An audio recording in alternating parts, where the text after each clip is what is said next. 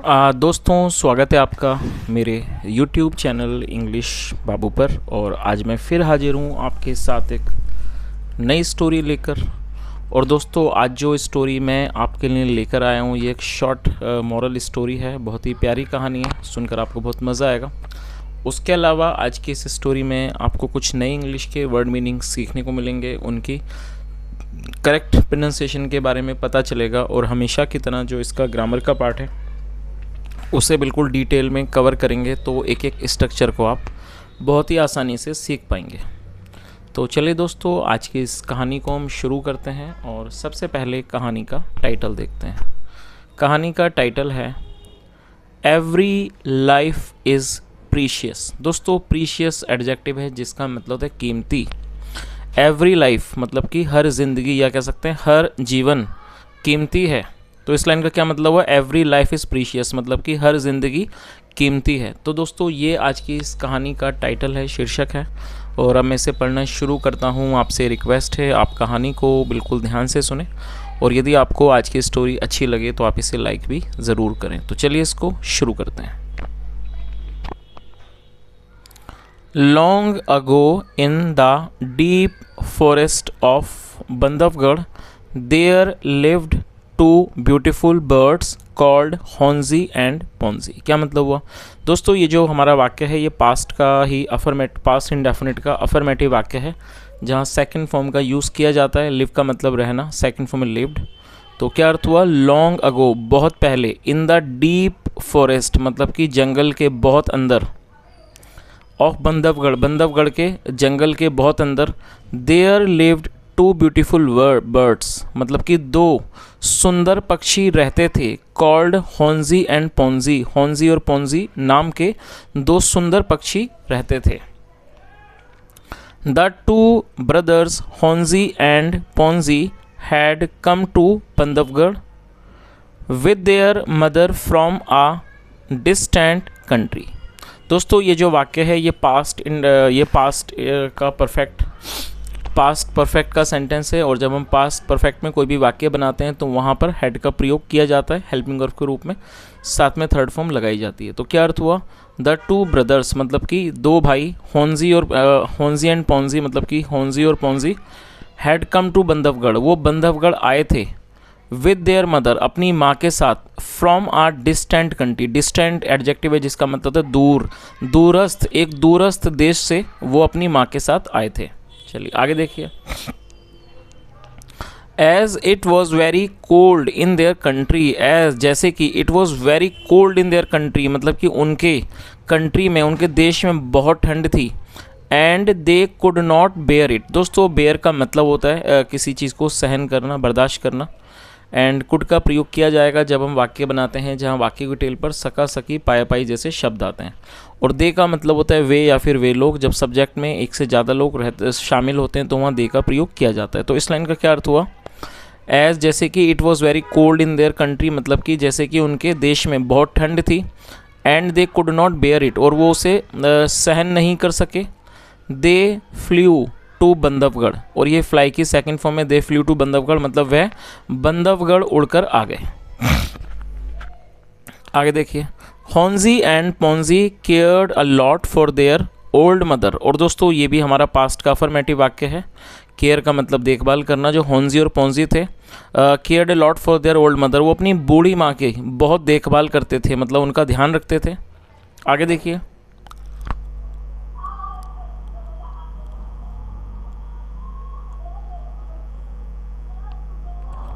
One day, Honzi heard a sparrow talking about a man in the nearby village who had spread grains of maize and corn for the birds under a banyan tree. क्या अर्थ हुआ? दोस्तों, ये here की second form है। Here मतलब सुनना, और सेकंड फॉर्म में हर्ड। और ये भी हमारा पास्ट इंडेफिनिट का अफर्मेटिव वाक्य है जहाँ सब्जेक्ट के बाद वर्ब की सेकंड फॉर्म यूज़ की जाती है। एक दिन हॉन्जी हर्ड, हॉन्जी ने सुना, स्पैरो टॉकिंग, एक स्पैरो को मतलब एक गौरैया को बात करते हुए सुना, अबाउट ए मैन, एक आदमी के बारे में, इन नियर बाई विलेज, एक नज़दीकी गांव में, हु हैड स्प्रेड ग्रेन्स। और दोस्तों हु का मतलब होता है कौन, और ये एक रिलेटिव प्रोनाउन है। जब हम किसी का रेफरेंस देते हैं तो हु का यूज़ करना होता है। और स्प्रेड मतलब फैलाना। Who had spread grains of मेज एंड कॉर्न, जिसने मतलब कि ग्रेन्स दानों को फैलाया हुआ था मक्के के, फॉर द बर्ड्स पक्षियों के लिए, अंडर ए बनियान ट्री, एक बरगद के पेड़ के नीचे। आगे देखिए, Honji and Ponji decided to visit the banyan tree, और ये भी पास्ट का ही अफर्मेटिव वाक्य है।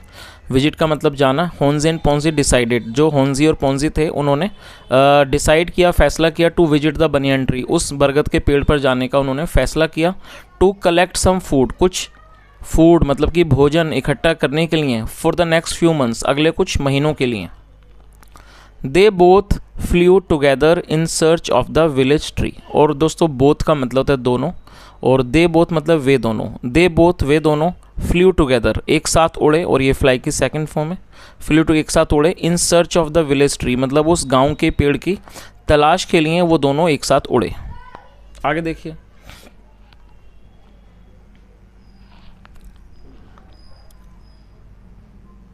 They realized that the village was very far from their nest in the forest. Realize का मतलब होता है एहसास होना, किसी बात का बोध होना, पता चलना। Second form realized. They realized that कि उन्हें एहसास हुआ कि जो विलेज है, गांव है, was very far, वो बहुत दूर है, from their nest, उनके घोंसले से, in the forest मतलब उनके मतलब जंगल में उनके जो घोंसले से वो जो गांव है वो बहुत दूर है। आगे देखिए, सो इसलिए दे could not collect the food, इसलिए वो फूड को भोजन को इकट्ठा नहीं कर सके, and fly up and down to their nest every day, मतलब क्या हुआ इस लाइन का, so they could not collect the food and fly up and down to their nest every day, इसलिए वो फूड को भोजन को इकट्ठा नहीं कर सकते, और उस मतलब वो फ्लाई अप मतलब उड़कर नहीं जा सकते, और उड़कर वापस नहीं आ सकते अपने घोंसले पर हर रोज़। हॉन्जी गॉट एन आइडिया, जो हॉन्जी था गॉट एन आइडिया, उसे एक विचार आया, मतलब उसे एक आइडिया मिला। वन डे एक दिन, and told his brother Ponzi, और उसने अपने भाई पोंजी को बताया। आर मदर इज़ ओल्ड, हमारी माँ बूढ़ी है, एंड कैन नॉट फ्लाई, और उड़ नहीं सकती। She must be hungry, must be मतलब अवश्य ही, शी मस्ट बी हंग्री, वह जरूर भूखी होगी। एंड वी आर हेयर, और हम यहाँ हैं, सो फार इतनी दूर, फ्रॉम हर उससे। तो उन्होंने क्या सोचा कि शी जो है वो उनकी माँ के लिए यूज़ किया गया, she must be hungry and we are here so far from her, मतलब वह जरूर भूखी होंगी और हम यहाँ उनसे बहुत दूर हैं। We must somehow send the food to our mother, दोस्तों यहाँ मस्ट का प्रयोग किया गया। मस्ट का प्रयोग वाक्यों में आवश्यक सलाह को दर्शाने के लिए किया जाता है, साथ में वर्ब की फर्स्ट फॉर्म लगाई जाती है। सम हाउ मतलब कैसे भी, तो उन्होंने क्या सोचा कि हमें कैसे भी करके भोजन को खाने को भेजना चाहिए टू आर मदर, अपनी माँ के पास। We can ask the sparrows, हम मतलब गौरैयाओं से कह सकते हैं, पिजन्स कबूतरों से, एंड क्रोज और कौवों से, हु फ्लाई नियर जो उड़ते हैं, नियर आर होम हमारे घर के नज़दीक, टू गिव दीज ग्रेन्स इन दानों को देने के लिए, टू आर मदर हमारी माँ को। पोंजी अग्रीड, जो पोंजी था वो सहमत हो गया, टू द प्लान मतलब वो इस योजना से सहमत हो गया। चलिए आगे देखिए। द नेक्स्ट मॉर्निंग मतलब कि अगली सुबह, Honji and Ponji started collecting the corns. अगली सुबह जो हॉन्जी और पोंजी थे, स्टार्टेड कलेक्टिंग द कॉर्न्स, वो दानों को, कॉर्न्स को मतलब उस अनाज को इकट्ठा करने लगे। They gave some part of it to their fellow birds, और उन्होंने उसके कुछ हिस्से को दे दिया, टू देयर फेलो बर्ड्स अपने जो उनके साथी पक्षी थे उनको दे दिया। एंड आस्क्ड देम, और उनको कहा, टू गिव इट देने के लिए, टू देयर ओल्ड मदर अपनी बूढ़ी माँ को उसे देने को कहा। बट द क्लेवर बर्ड्स, लेकिन जो चालाक पक्षी थे, एट ऑल द फूड, और दोस्तों ये ईट की सेकंड फॉर्म है, ईट मतलब खाना, सेकंड फॉर्म है ईट, लेकिन जो चालाक पक्षी थे, एट ऑल द फूड, वो सारे खाने को खा गए ऑन देयर वे मतलब अपने रास्ते पर। And did not give anything to Honji and Ponji's mother, और उन्होंने हॉन्जी और पोंजी की माँ को उन्होंने कुछ भी नहीं दिया। और दोस्तों ये भी हमारा नेगेटिव का वाक्य है जहाँ डिड नॉट के साथ फर्स्ट फॉर्म लगाई गई है। चलिए आगे देखिए। वन डे एक दिन, when Honji and Ponji came back to their home tree, और ये कम बैक की सेकंड फॉर्म है। कम बैक मतलब वापस आना, सेकंड फॉर्म केम बैक मतलब एक दिन जब होंजी और पोंजी वापस आए टू देयर होम ट्री, अपने देयर मतलब अपने अपने होम ट्री पर वापस आए। होम ट्री का मतलब है जिस पेड़ पर वो रहते थे। तो जब वो वापस आए, दे फाउंड उन्होंने पाया, their mother dying in hunger की जो उनकी माँ है वो भूख से मर रही है। They decided to stay near their mother और उन्होंने फैसला किया टू स्टे रहने का, नियर देयर मदर अपनी माँ के पास रहने का उन्होंने फैसला किया। एंड प्रोटेक्टर और उसकी रक्षा करने का। प्रोटेक्ट का मतलब होता है रक्षा करना। आफ्टर ए फ्यू डेज मतलब कि कुछ दिनों के बाद, a hunter came to the forest. Hunter का मतलब होता है शिकारी और ये सेकंड फॉर्म है came. A hunter came to the forest, एक शिकारी जंगल में आया। While riding on his horse, ride का मतलब होता है घुड़सवारी करना। While riding on his horse मतलब अपने घोड़े की सवारी करते हुए, करने के दौरान, वाइल मतलब दौरान। He got tired and sat down under the shade of a tree.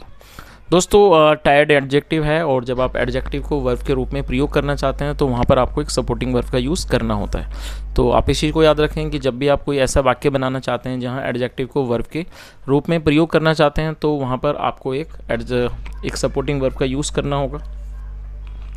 तो यहाँ पर सपोर्टिंग वर्ब के रूप में गेट का प्रयोग किया गया है और ये पास्ट का वाक्य है इसलिए गेट की गॉट सेकंड फॉर्म का यूज़ किया गया है। तो क्या अर्थ हुआ, ही गॉट टायर्ड वह थक गया, एंड सैट डाउन और वो नीचे बैठ गया, under the shade of a tree, shade मतलब छाया और अंडर मतलब नीचे और ये सिट की सेकंड फॉर्म है। तो इस पूरी लाइन का क्या अर्थ निकला, ही गॉट टायर्ड मतलब वह थक गया, and sat down under the shade of a tree और एक पेड़ की छाया के वो नीचे बैठ गया। चलिए आगे देखिए।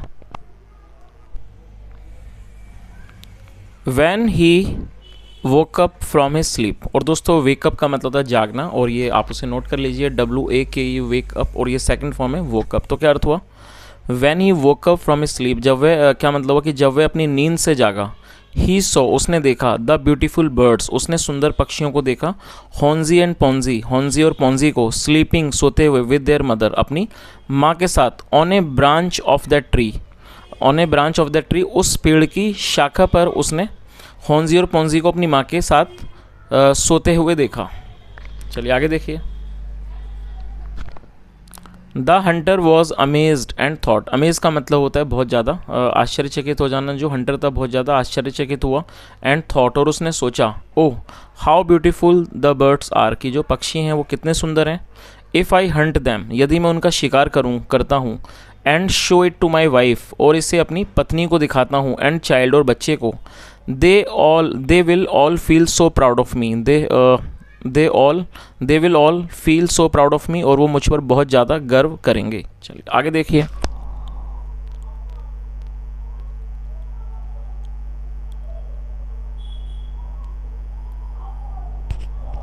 The hunter took his bow and arrow, bow का मतलब था धनुष और अरो मतलब बाण।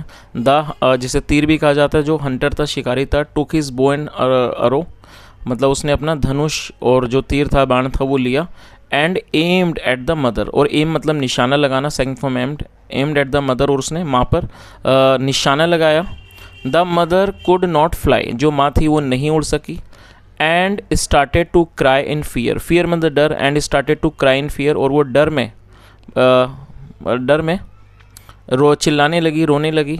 On hearing their mother's cry, यहाँ मदर के बाद एपेस्टोफियस, मदर्स क्राई मतलब माँ की चीख। On hearing their mother's cry मतलब अपनी माँ की आवाज़ को, चीख को सुनकर होंजी एंड पोंजी वोकअप, जो होंजी और पोंजी थे वो जाग गए। होंजी केम इन फ्रंट जो होंजी था, केम इन फ्रंट वो सामने आ गया। To shield his mother, shield का मतलब होता है रक्षा करना, कवच बनना किसी का। टू शील्ड हिज मदर मतलब अपनी माँ की रक्षा करने के लिए। And pleaded to the hunter, plead मतलब विनती करना, सेकंड में pleaded. And pleaded to the hunter और उसने शिकारी से विनती की, ओ हंटर मतलब शिकारी, if you really want to kill यदि आप वास्तव में मारना चाहते हो, want to kill some bird किसी पक्षी को, then please take my life तो कृपया करके मेरा जीवन ले लीजिए। And leave my mother alive, alive का मतलब होता है जीवित, एडजेक्टिव है, आप इसे नोट कर लीजिए। तो उसने क्या कहा कि शिकारी यदि आप वास्तव में किसी पक्षी को मारना चाहते हो तो कृपया करके आप मेरा जीवन ले लीजिए। And leave my mother alive और मेरी माँ को जिंदा छोड़ दो। But the cruel Hunter laughed and sad. और लेकिन क्रूअल का मतलब होता है क्रूर, जो कि एक एडजेक्टिव है, लेकिन ये जो क्रूर शिकारी था वो हंसा और उसने कहा यू फुलिश बर्ड, मतलब कि मूर्ख पक्षी, यू आर प्लीडिंग मी मतलब टू सेव ए लाइफ, मतलब तुम मुझसे विनती कर रहे हो टू सेव ए लाइफ, एक जीवन को बचाने की, छोड़ने की। हाँ, the Hunter shot an arrow, जो हंटर था उसने एक तीर चलाया, ये शूट की सेकंड फॉर्म है, एक तीर चलाया, राइट अवे, ठीक उसी समय, मतलब उसी समय उसने तीर चलाया, एंड इट पियर्स थ्रू हॉन्जिस। और दोस्तों पियर्स को आप नोट कर सकते हैं, जिसका मतलब होता है भेदना, छेद कर देना, एंड इट पियर्स, उसने भेद दिया, थ्रू हॉन्जिस थ्रोट, मतलब कि उसके गले से में उसने भेद दिया, एंड ही डाइड, और उसकी मृत्यु हो गई। आगे देखिए, the hunter again boldly and happily targeted to kill the mother bird. और जो हंटर था उसने दोबारा से बोल्डली मतलब बड़े साहस से, एंड हैप्पीली और खुशी से, टारगेटेड मतलब निशाना साधा, to kill the mother bird मतलब इस मदर को, जो मदर पक्षी था उसको मारने के लिए। आगे देखिए,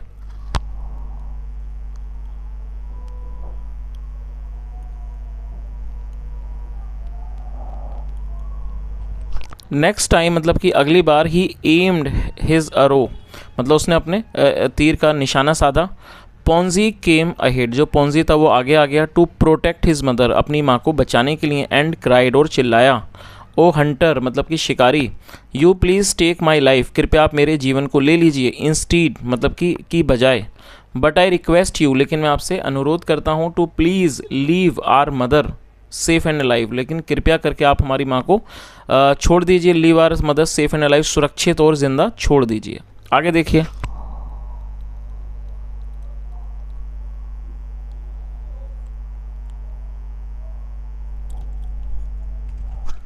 the hunter was very cruel and adamant. और दोस्तों आप इस वर्ड को नोट कर लीजिए, एडामेंट एक एडजेक्टिव है जिसका मतलब होता है अडिग, किसी चीज़ पर अड़ा हुआ होना, अडिग होना, अटल होना। तो क्या अर्थ हुआ, जो हंटर था, शिकारी था, was very cruel and adamant, वो बहुत ही ज़्यादा अडिग और बहुत ज़्यादा क्रूर था।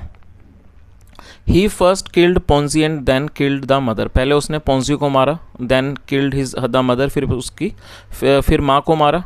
ही was feeling very delighted, delighted मतलब होता है खुश होना, he was feeling very delighted, वो बहुत ज़्यादा खुशी महसूस कर रहा था। ही थॉट, उसने सोचा, his family would feel proud, जो उसका परिवार है वो गर्व महसूस करेगा, फॉर हिम उसके लिए। He could not stop smiling over his triumph, और वो अपनी इस जीत पर मतलब हंसे बिना नहीं रह सका। चलिए आगे देखिए, द नेक्स्ट डे मतलब कि अगले दिन, when the Hunter reached his home, जब यह हंटर था, शिकारी था, वो अपने घर पहुंचा, he found his family dead, और उसने अपने परिवार को मरा हुआ पाया, मृत पाया। और ये फाइंड की सेकंड फॉर्म है, फाउंड जिसका मतलब पाना, उसने अपने परिवार को मरा हुआ पाया। The entire village was ruined in a flood, जो गांव था वो पूरा, वॉज रूइंड मतलब कि खंडर हो गया था, इन ए फ्लड एक बर्बाद हो गया था, इन ए फ्लड एक बाढ़ में। When the hunter was travelling in the forest, जब वो हंटर शिकारी ट्रैवल कर रहा था, यात्रा कर रहा था फॉरेस्ट में, उस दौरान जो गांव था वहाँ पर बाढ़ आ गई, जिसमें पूरी तरह से रूइन हो गया, तबाह हो गया। He cried a lot in अगोनी, अगोनी का मतलब दर्द, और वो दर्द में बहुत ज़्यादा चिल्लाया। ही फाइनली रियलाइज्ड, उसे अंत में महसूस हुआ, हाउ पेनफुल इट वॉज, कि कितना दर्द भरा होता है, to lose his loved ones, कि अपने प्यारे किसी को खोना। एंड फेल्ट सॉरी, और उसने दुखी महसूस किया, for killing those poor birds, उन बेचारे पक्षियों को मारने के लिए, एंड देयर मदर, और उनकी माँ को। चलिए दोस्तों, अब इस कहानी का जो मोरल है वो भी एक बार देख लीजिए। क्या मोरल है, we learn the value of something only after we lose ours. क्या अर्थ हुआ, we learn the value of something, मतलब हमें किसी चीज़ की वैल्यू का तभी पता लगता है, only after we lose ours, जब हम अपनी खुद की भी वो चीज़ गंवा देते हैं। लूज मतलब गंवा देना, खो देना। तो दोस्तों ये आज की एक छोटी सी अच्छी सी कहानी थी, और यदि आपको आज की कहानी अच्छी लगी हो, मेरा पढ़ाने का प्रयास आपको अच्छा लगा हो, आपने कुछ सीखा हो, तो आपसे रिक्वेस्ट है आप वीडियो को लाइक करें, शेयर करें, चैनल को ज़रूर सब्सक्राइब करें। और दोस्तों उसके अलावा मेरी आपसे एक और रिक्वेस्ट है कि दोस्तों ये जो मैं वीडियो बना रहा हूँ एक नए डिवाइस से है बना रहा हूँ, तो आप मुझे कमेंट के माध्यम से ज़रूर बताएं कि इस वीडियो की क्वालिटी कैसी है, कि यदि आप देख रहे हैं इसको तो ये आपके दिखने में ठीक है, आपको कोई इसमें कोई प्रॉब्लम तो नहीं है, और उसके अलावा जो साउंड की जो क्लैरिटी है उसमें कोई इश्यू तो नहीं है। तो आप कृपया करके आप ज़रूर बताएँ, क्योंकि आप लोग वीडियो देखते हैं और आप ही के लिए वीडियो है, तो फीडबैक भी आप ही को देना है, क्योंकि यदि आपको ही वीडियो अच्छी नहीं लगेगी तो शायद वो मुझे भी ठीक नहीं लगेगी। तो आप मुझे ज़रूर बताएं कि जो वीडियो की पिक्चर क्वालिटी है, जो वीडियो की क्वालिटी है, साउंड है, वो कैसा है, ज़रूर आप कमेंट में बताएं।